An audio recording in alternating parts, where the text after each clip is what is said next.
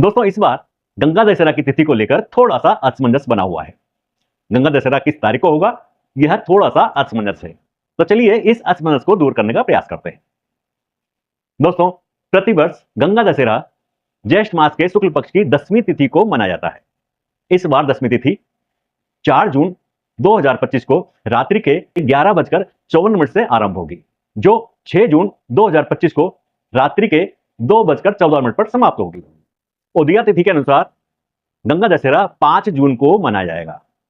हिंदू धर्म के अंदर गंगा दशहरा अत्यंत पूर्ण होता है और पूर्ण फलों को देने वाला होता है। ब्रह्म पुराण और बराह पुराण के अनुसार ज्येष्ठ मास के शुक्ल पक्ष की 10वीं तिथि को हस्त नक्षत्र में गर्कर्ण, वृष राशि में सूर्य और कन्या राशि में चंद्रमा पर गंगा जी का अवतरण हुआ था। गंगा जी का वेग इतना तीव्र था कि भगवान शिव को अपनी जटाओं में गंगा जी को धारण करना पड़ा। उसके बाद भगवान शिव ने पृथ्वी पर उनका अवतरण किया। गंगा जी का जल शुद्ध होता है और पवित्र होता है, अमृत के समान होता है। गंगा जल से कई प्रकार के दोषों से हमें मुक्ति मिलती है और नया जीवन मिलता है।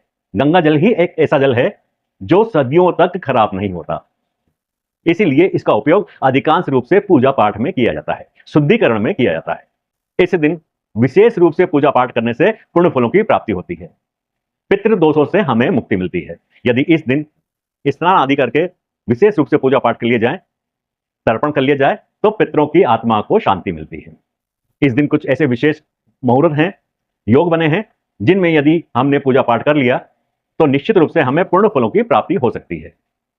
इस दिन रवि योग और सिद्धि योग का संयोग भी हमें देखने को मिलेगा। रवि योग 5 मई को पूरे दिन भर रहने वाला है। इस योग में विशेष रूप से पूजा पाठ करने से स्वास्थ्य संबंधी लाभ मिलता है। और सिद्धि योग जो प्रातः 9:14 तक रहेगा, इसमें विशेष रूप से पूजा पाठ करने से सभी प्रकार की मनोइच्छाएं पूर्ण होती हैं। पूजा के विशेष 4 मुहूर्त हैं। पहला ब्रह्म मुहूर्त है, यह प्रातःकाल 4:14 से 4:40 तक का होगा। दूसरा विजय मुहूर्त है, यह दोपहर के 2:30 से 3:22 तक का होगा। तीसरा गोधूली मुहूर्त है, यह सायं 7:16 से 7:36 तक का होगा। चौथा निशिता काल का मुहूर्त है, यह रात्रि के 11:59 से 12:40 तक का होगा। यह 4 विशेष मुहूर्त हैं। इन मुहूर्त में हमें विशेष रूप से पूजा पाठ करनी चाहिए, जिससे हमें पूर्ण फलों की प्राप्ति हो सके।